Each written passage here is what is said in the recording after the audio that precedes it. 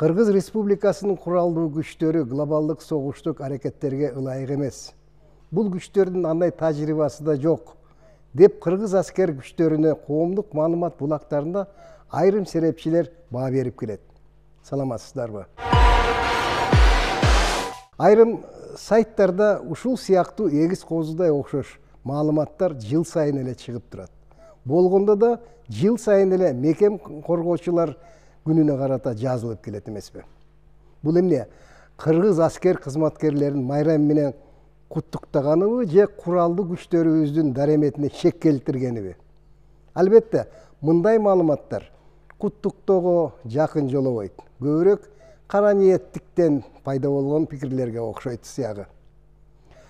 Союз ыдырагандан бери мурдагы бир тууган республикалардын ортосунда чечилбей келген айрым чек ара маселелери бүгүнкү күндө да жок эмес. Аларды чечүүдө Кыргызстан жалгыз гана дипломатиянын күчүнө таянып, аскердик күч колдонуу кадамдарын четке кагып келет. Ушул маселе дагы өлкөдөгү бийликке каршы турган айрым күчтөрдүн пландарына туура келбейт көрүнөт. Кыргыз-тажик чек арасындагы мезгил менен пайда болуп келген кагылышууларды сөз кылып, андагы кайгылуу жоготууларды айтып, тажик тарап оор аскердик куралдарды колдонгонун эске салып, эмнеге Кыргызстан ага жараша куралды жооп бербейт, эмнеге аскердик күч колдонбойт деген суроолорду социалдык тармактарда кайра таратып, бийликке каршы ойлорду туудуруп, элдин арасында кайчы пикир жаратып келет. Болгондо да ал ойлорун бийик патриоттук сезимдерге кайрылган чакырык сыяктуу жазгандарына эмне десе болот? Каршылардын оюнда эки тарап куралдуу күчтөрүн колдонуп, коңшу өлкөлөр толук кандуу согуш ачса, Борбордук Азиянын тоолуу бир бурчунда оңою менен өчпөгөн карама каршылык пайда болот.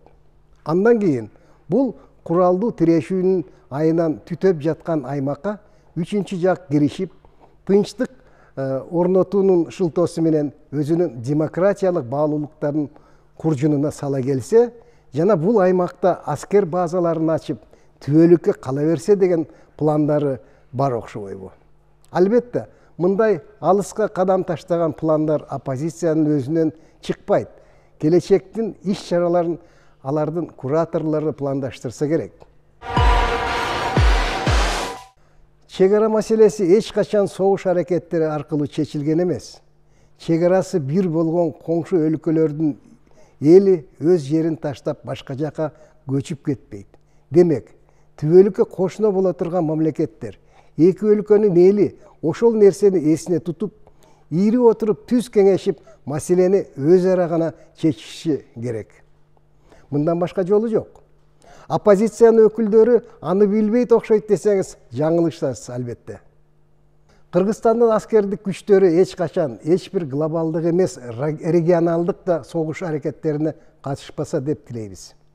Кыргыз элине эгемен Кыргызстанга тынчтык керек. Тынчтык үчүн күрөшүүдө өлкөбүз дипломатия жолун гана тандайт.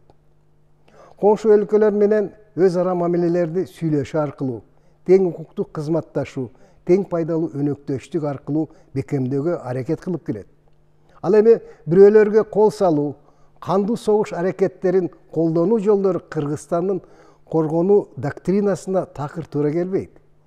Деги эле байыркы көчмөндөрдүн салтында андай жорук болуп көргөн эмес. Бийликтин оппоненттери өлкөбүздөгү либералдык демократиянын тарапташтары демейде адам укугун коргоо маселесин асабадай көтөрүп, түз жерден кымтык издеп, мыйзамдын ченемдерине таяна калып, эч кимге сөз бербейт да, жемин жедирбейт эмеспи? Ал эми аскер кызматын өтөп жүргөн кыргыздын жаш жигиттерине келгенде эмнегедир ойлонбой туруп, аларды кандуу согуштун отуна таштоону талап кылып келет. Мындай эки ача стандарттагы көз карашты түшүнүү өтө кыйын. Кыргызстандын куралдуу күчтөрү глобалдык согуш аракеттерине катышып көргөн эмес. Аскерлерибиздин андай тажрыйбасы да жок экени чын. Ошол эле учурда Кыргызстан Жамааттык коопсуздук келишими уюмунун мүчөсү катары өлкөбүздүн өзүнө алган эл аралык милдеттемелерине ылайык керек болгон учурда аталган уюмдун күчтөрүнө ченелген аскер курамын кошуп берет. Январь айында Қазақстандагы окуяларда Коопсуздук келишим уюмунун күчтөрү өз милдетин аткарып, коңшу республикага жардамын берип кайтты. Ал күчтөрдүн катарында биздин да кесипкөй жоокерлерибиздин ченелген курамы уюмдун операциясына катышты. Өлкөбүздүн коргонуу жана коопсуздук доктринасында биздин аскердик күчтөрүбүз бөтөн жерде согуш аракеттерин жүргүзүү жөнүндө бир да сөз жок.